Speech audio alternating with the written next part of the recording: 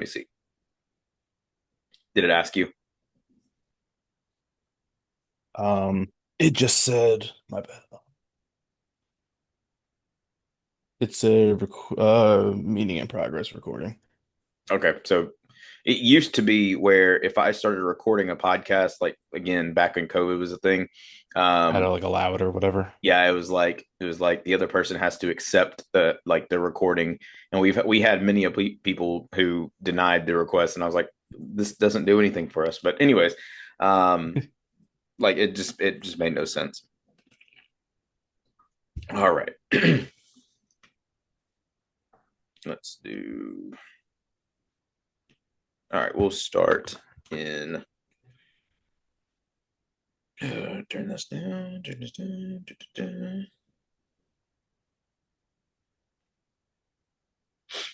All right, we'll start in three, two, one. Hello, everyone, and welcome back to Marvel Talk with JT. I'm your host, JT, and unfortunately, there is no more episodes of Daredevil Born Again. But if you listen to my last episode, you know that today is a very special episode because we're going to be talking about the entire season, in totality from episode 1 to episode 9. But it's such a big show and it's such a massive show full of positivity and just how everybody was freaking out about it. I had to invite a good friend of mine to come out and get back on the podcast train, as I would say. My good friend Alex, he's on socials. Well, actually, Alex, introduce yourself to the audience. Yeah, man. Thanks for having me. It's been a little bit, I say, since I podcast, so kind of excited to get into it. My name's Alex. YouTube channel is another Marvel guy. That's originally what I started out with. I'm gonna keep it like that just because the channel, that's basically all I talk about. And then like I do some TikTok and Twitter and stuff, but those names are a little bit different. My brother kind of helps me out with it, but yeah. Fair, fair, fair. Yeah, it's been for those wondering, Alex and I go way back. Um, the best moment that I can remember is you and I stayed up for Moon Knight, the finale, and we did a quick video on Moon Knight years ago. And I was Yeah. like it was crazy. We've been in this game, I say game, but we've been in this for a while, giving our thoughts and opinions on podcast, on social media, and stuff like that. And you and I have been texting back and forth about Daredevil Born Again. And so, yeah, we're going to jump right into it and, talk about season 1 of Daredevil Born Again. Um, what were your thoughts, honestly? I mean, straight up. Um, I think the first thing that like I said and mentioned is it's different, but like in a good way. Right. And I think that's hard for a lot of people to kind of come to terms with because I think people, obviously when it was first announced, like we weren't going to get the one-to-one, you know, same kind of carryover with the Netflix series. And then Mhm. it switched over. We were going to get it back. And then I think people were just expecting it to be like a genuine full continuation, like same look and everything. And honestly, and obviously that was never going to happen. So it's different. And I kind of love it for that reason because I think it really pulls from like the original Netflix series and which was so good in its own right. And then it was kind of able to sit in the MCU and we'll talk about like the creative overhaul, but like Benson and Moorhead's direction and the way they film things, I think just brings out that original Netflix series so much more and like took it to great heights. So Yeah. yeah, I loved it.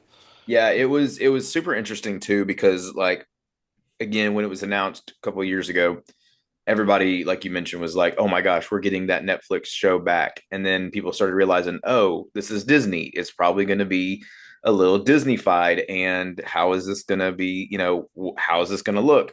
And then it started leaking online what the show is going to be about and it got the worst backlash I've ever heard from a TV show that hasn't even seen a trailer or seen leaks. It was just here's what the script could potentially be about. So then they had a massive overhaul, like you mentioned, and we still get to see the older show, Now, when I mean older show, I mean the original Daredevil Born Again show. You get to see that in some of these episodes sprinkled in here and there. But yes, the creative overhaul, adding in Benson and Moorhead, who have been in on plenty of MCU projects, they came in and they really put their stamp on at least. I know I've mentioned it on my podcast, episodes 1, 8, and 9, and you can tell like it's night and day between the cinematography, from the acting, from like the lighting. I mean, you can just tell throughout the entirety of episodes 1, 8, and 9, and the connectivity, I should say, like from the other episodes. Now, don't get me wrong, the other episodes are great, but those three episodes I feel like are my favorite, and I think there's a common denominator in that. Yeah, definitely. I would definitely agree with that. And I think too, like a lot of people, I don't think realized also they kind of because they took over, they kind of actually added in scenes within 2 through 7 too. Like Right, I'm pretty sure a couple of those Muse scenes were definitely added in. Like the one of him rolling on the ground, the camera kind of follows him spinning right, upright. Like that wasn't the old team. yeah, I'm gonna throw that out there right now. If I'm yeah, wrong on that, so be it. But but yeah, yeah, there was a lot of stuff like that, and even the transitions, like of showing the city, the snapshots of the city, like when scenes were changing and stuff. Like I think that was all Benson and Moorhead too, just to kind of give it that same feel, which I liked a lot. yeah. I think going back to when the show was first announced, everybody, I feel like that's a Marvel fan, has seen the Daredevil Netflix show. It is a phenomenal show. You can watch all those episodes on Netflix and stuff. Is it on Disney Plus? Do you know? The Netflix show. Like, do you know if those episodes Oh, got? actually, yeah, it is. Yeah, it Okay, is. so you, I I'm mean, sitting here thinking about it, even though I literally just watched it. I yeah. rewatched season three like right before the season came out. Oh, there you go. So yeah, you can Yeah. watch all those on Disney Plus as well. So like you can kind of get that vibe. And yes, essentially in quotes, very invisible air quotes, this is a season 4, and I say that with a little bit of like I'm taking back my words as I'm saying that, but you still get the same Matt Murdock, the same Kingpin. You get to see Karen Page, Foggy. You get to see the Punisher. Like all those characters are still kind of like moved over from the Netflix show. But then you get new characters. You get Muse. You get the Task Force. You get Heather. You get some new characters that are going to play big parts in season 2. um, but essentially, I mean, would you kind of call this a season 4 almost? Yeah, I would call it a season four. I mean, and Yeah, that's what I'm I know saying. what Like you mean. when Yeah. you say it out loud, you're like, I don't know. But to the average viewer who are a fan of Netflix, like the Netflix show, you can say, yeah, this is a season 4 because it does take place. Like, I mean, we see with episode 1, it takes place a year, or was it a year, or was it I can't remember the timeline now, but it does take place right after the end of season 3, when they become, the trio that we know and love, become the Nelson, Murdoch, Page, whatever, those three. They have their own law firm, and so it's still continuing. Um, I but think they said there was actually like a 7 year jump. right, right, yeah, that's what I thought. I don't know if it was that long. I can't remember, but yeah, I think the idea of it was it was 7 years or whatever from season three to season to this new to Born Again. Hmm. Um, and then yeah, there's like that 1 year. Oh, okay, it's 6 years, but then the 1 year jump after Foggy makes it seven, and then Yeah. that's where we are for 98% of the season. Right, right. Okay, so that's what, yeah. Again, timeline wise in the MCU, it's just two things can always be true. One, no one really knows what the timeline is in the MCU. And the second thing is you don't want to live in New York City in the MCU. Don't you just No. if you have an offer, don't even think about it, because Lord knows that place is hell. But let's dive deeper into season 1. All of my previous episodes, I do talk about spoilers, and we are going to be talking about that now. Um, Episode one jumps out the gate with the death of Foggy Nelson, and I know in interviews, the directors and the producers and stuff have pointed out that yes, they do know about the comic book line of Foggy faking his death. I'm gonna come out here and say it, Alex. I don't think we're seeing Foggy Nelson again. Now I could be wrong, and in season two he could make an appearance and whatever because we do know that he is in season two. I just don't think they're going to go down that rabbit hole of bringing Foggy Nelson back after we got that super emotional episode in episode one. Yeah, it's tough, honestly. I don't want to say we're not going to get it or we're not going to get him back. We are getting him back in season two, but not like in the present. It's probably all the past. I'm gonna say because it does follow the comics so tightly, like with Vanessa putting the hit on him Mm-hmm. and everything like that. And then Dario, I forget his last name. Or Apani, Uh, yeah, he is the showrunner. He did Punisher. And so like he even answered, he's like, I'm not gonna say yes or no because that's kind of part of next season in a way. right? And then we know, I don't know, he's in the black suit. If they do that Shadow comic storyline, I don't know if you're aware of that. Right. Yeah. Um, if the hand's involved, they could bring him back if he actually died. We did hear his heart go out, so like I'm Yeah. gonna say he's dead. Yeah. I The don't think they're gonna only run it back. Right. The only thing that I can think of is if they revive him through the hand, but we've seen the hand in the Netflix show. So like I don't know. I'm Yeah, saying right here, and right now that Foggy Nelson, RIP. We'll see you later, buddy. I'm gonna be honest too. I don't really want to see the hand in season four. Yeah. It's my least favorite. So like I'll ask you really quick here. Um, rank the Netflix seasons for me. Ooh. Uh Man, that's I haven't seen them in a long time, but from memory, I would have to say um one, three, and two. One, three, two. Yeah. Okay. One, three, two. Oh, one, three, I two. would probably say three, one, two, but the common Okay. denominator is season two. Okay. And season two is the hand. Yeah. Yeah. I think honestly, from what I've heard from people, season two is probably the least of the Netflix like show. That's the least of people's um favorites. Like that's the bottom, like we put it. But hey, everybody has the right to their own opinion, and I just think Yeah. overall it's still a great show, still a great 3 seasons. Um, so leading more into Daredevil Born Again, we get introduced to a new villain, Muse, and we've never seen Muse in the MCU. He's been in the comics, and they do change up a little bit of Muse's background. He is still a serial killer. He does still paint the city with his victim's blood. He still does all that, but in the comics, he's that word that Kevin Feige refuses to mention, and that is an inhuman. And they obviously didn't do that here. They changed up his background where he is just a I actually didn't know that. yeah, yeah. They it's a weird storyline, honestly. Muses was one of those like when they introduced him or they said that he was going to be in the like the show. I was like, oh, that's cool. Are they going to go down this route? Like, are they going to get like what are they going to do? And no Inhuman history, and which is fine. I'm okay with that. But dude was scary. I'm not gonna lie. For the little bit that we saw him, um, hey, I'm saying, like I mentioned, you don't want to be in New York City if you're in the MCU because the man is going around killing 60 people. Like, dude, that's insane.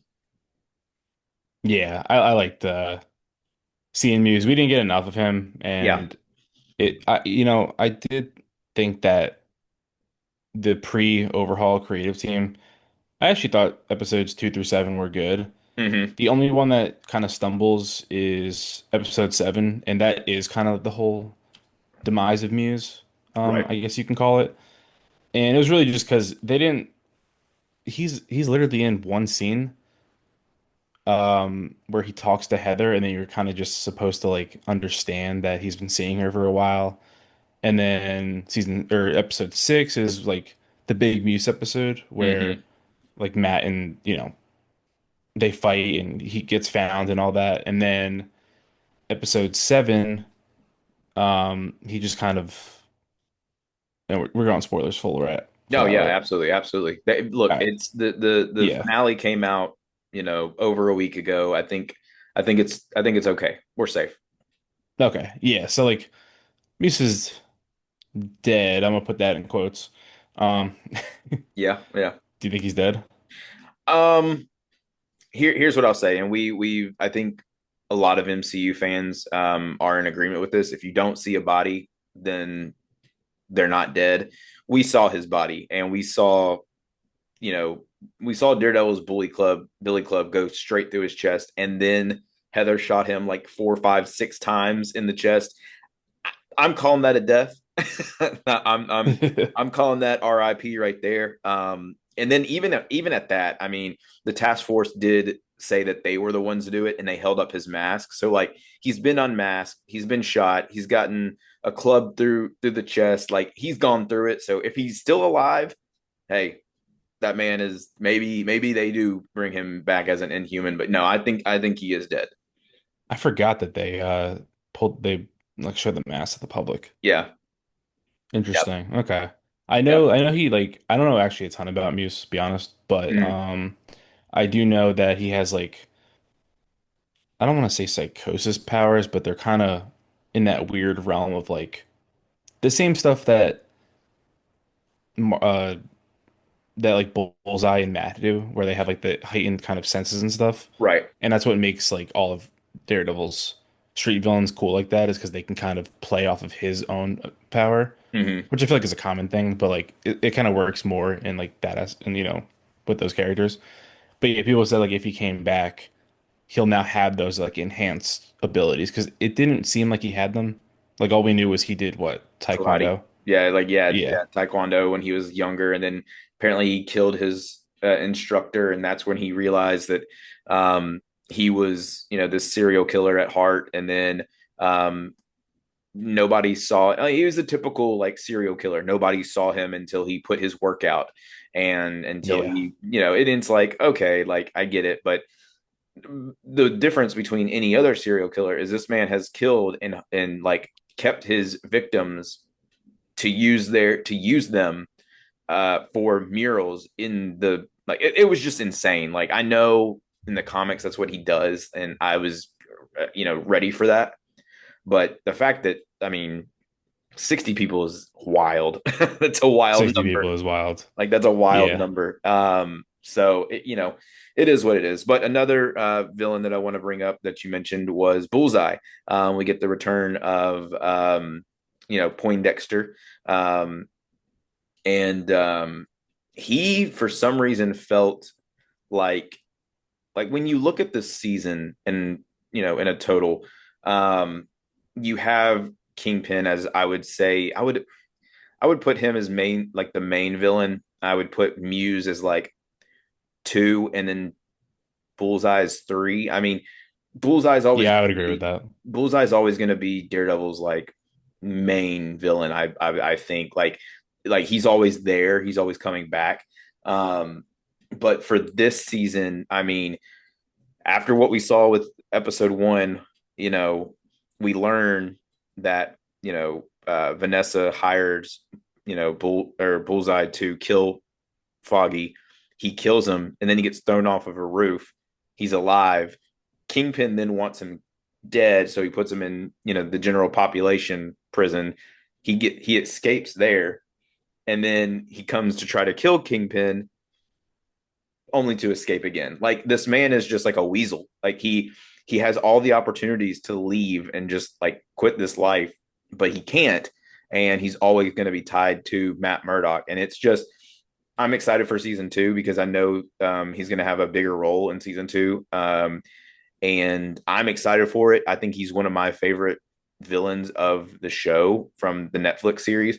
Um, Yeah, definitely. but like you said with Muse, I think we got what we wanted out of Bullseye, but I wish we got a little bit more. I don't know.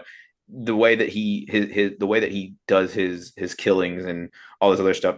For to me, it's just it sets up for a bigger fight down the road. Um, and I'm excited to see what happens with him. But what were your thoughts on Bullseye this season? So I have a question for you. Do you think Bullseye had more time, like screen time, or Muse? Ooh, um, that if it's I think it's very close, and I would probably give it to Muse because Muse did have like a whole episode. Well, see, I don't know because episode one was so bullseye centric from the killing of Foggy to that one shot up the staircase to then him getting locked away. Not us seeing him until episode 8 and 9, but Muse was at Heather's book signing when he was Bastion, like not in like Muse Yeah. clothes. Then he has the episodes where we get to see him a little bit in it. So like if it's a landslide, I'd be very surprised. But I think both are equally the same amount of runtime. Um, I don't know, man. That's a good question. Only reason I ask is because I think most people would say Muse, but Bullseye was more impactful in my opinion, Yeah, yeah. by far. So like, I think that opening sequence is like, I don't know, 12, 13. I think it's like 13, 14 minutes long. Hmm. But then we don't see him the rest of the episode. So like, yeah, and then he's in episode 8, and then episode 9, he only has like one scene, right? One or two scenes maybe. And like those scenes are, I think it's one scene. It's very quick. It's the scene because episode 9 is that's where we learn about his Vanessa's Yeah. like at the very beginning, and then we also learn about and then we get to see him in that broken window, the glass, the broken glass in Right, his which is a really apartment. quick shot. And yeah, so that was it. So real, I'm now thinking that Muse may have had a more you know more screen time. I don't know. That's a good question. Yeah, I think that just goes to show kind of like I think the Ben Cinema Moorhead season 2 is going to be a lot better paced in Yeah. that aspect because they kind of I think they just focus in more and like I think that's honestly like if we want to talk about the MCU as a whole right now, I think that's actually and like I'm not the doom and gloom MCU person. I think there's tons of people who are, Hmm. but I would say that's the one issue I think right now is like it's not as focused as like people want it to be. Would you like It's it? definitely straight away from the like the Infinity Saga. For Right, sure. right. And that could be Multiverse, good. right. In the multiverse saga, don't get me wrong, we've had some really good movies in there. We also have had some okay movies in there. And I tell people that is okay to have. Like it's okay to be in the middle. Like it's perfectly fine. Out of 30 plus movies, 35 plus movies that we've had in projects, not every one of them is going to be a hit. And I think people don't understand that. Um, but no, I agree. I think having this next wave of, you know, it seems like, and correct me if I'm wrong, when we get to the end of this here, of our episode, I do believe that moving forward for the MCU, I think having those directors and those people um who really understand it helps without Yeah. it if you just go out and you said, hey, you have done great on this movie, cool, okay, but like Benson and Moorhead, like their track record is really good, so like adding someone like them, um just you're going to get good things out of it. Hmm. But before we wrap things up, Alex, what the good or the bad, whatever it may be, give me your final thoughts on Daredevil Born Again. I know we missed a lot, but we're running out of time, and I just want to get your total thoughts. It can be about whatever, good, bad, what you got. Yeah, definitely. Let's see. I do want to say though, I do appreciate the short format because a lot of people don't do that, and it's kind of Mm, cool when you just want to listen to something. absolutely. Well, man, thank you. But but I want to. I'll say Born Again season 2 is different, but in a very cool way. I really loved episode 9. I think it sums up season 1 in so many ways, but then just like, allow season two to kind of thrive. And while it may not be like perfect because of the overhaul or blah blah blah, I think it's just like such a good entry. And the only thing I'll complain about, and I know it's not Marvel's fault, we got to figure out something with Sony to get Spider-Man in this. We got Yeah, to do something. yeah, absolutely. But yeah, I love Daredevil. I 100% agree. I think for me, I've said it time and time again. I'm gonna like whatever people put out there. I think it's or whatever Marvel puts out there. I am a Marvel fan, so Yeah, I'm gonna like it. I do have my thoughts. I don't. I mean, I think we need to see more of Muse, or we should have seen more of Muse. Um, I don't get me wrong, I loved the episode 5 with the bank robbery and seeing Yusuf Khan, but when you set up a dinner with the Khans and having, Miss Marvel possibly like, you're setting yourself up for maybe a failure, and I don't, you know, that's me. I'm a big connectivity guy, so I need to see some connectivity throughout the season. And it felt like episodes 1, 8, and 9 really did that and tied a nice bow on it. 2 through 7 did, but they were kind of like side missions, I would say. Um, but two like, through seven felt exactly like a lot of post Endgame projects where people kind of miss that interconnectivity where they just want to be like separate. mhm, mhm. And like yeah, one, eight, and nine is kind of more of that Infinity Saga style, like, hey, these things are all connected. But episode five was cool too. I actually think that that was underrated for just being like a, little side episode. Yeah, I'm looking at IMDb, and again, I've said this throughout my entire show. IMDb, take it with whatever you want to take it with. It's a culmination of different reviews and different, people talking about the show. Um, Everything right now, a all of season 1 of Daredevil Born Again is an 8.3 out of 10 with 49,411 reviews. That's awesome. The lowest episode graded was, let's see, was actually episode 7, the Muse one, at an 8 out of 10. The highest is, let's see, the highest is tied, 8 and 9, with a 9 out of 10. So Yeah. So I kind of agree. I mean, I Yeah. kind of agree with it. That episode 8 and 9 were tremendous. It felt like an in game or an Infinity War in game style, because episode 8 it leads into episode 9 after Matt takes the bullet for Kingpin. And we haven't talked about Kingpin, and I know, like, for my listeners, I know we haven't talked about a lot of things that went on, but we're rushing on time. Hey, Vincent D'Onofrio is Kingpin. That's all I got to say. And I will never hear, "We built this city" in any other way. Oh my God. Yeah. He I also always, has the bloodiest or like most disgusting scene I think I've seen in something in a long time. oh, yes, episode So 9. and everyone can cut they won't make it rated R anymore. Yeah, yeah, yeah. It's ridiculous. But moving away from Daredevil Born Again, again, I think we both agreed it's a great show. People, if you have not watched it, go watch it. Um, Yep. And moving Punisher forward, soon. moving forward, we do have Thunderbolts coming out, on May 2nd. Then we have, I believe the next show is, Ironheart, comes out in June. A lot of people may have forgotten about that. I know that I did, until apparently we should be getting a trailer here next month, I would hope. And then we have Fantastic Four, and then we have just some other projects here and there down the line. And of course, I will be talking about all of those, as they come out and stuff. But for the future, Alex, what are you most excited for the rest of this year? I mean, I know we've got Wonder Man, we've got Eyes of Wakanda, we've got just some Yeah. mini projects coming out.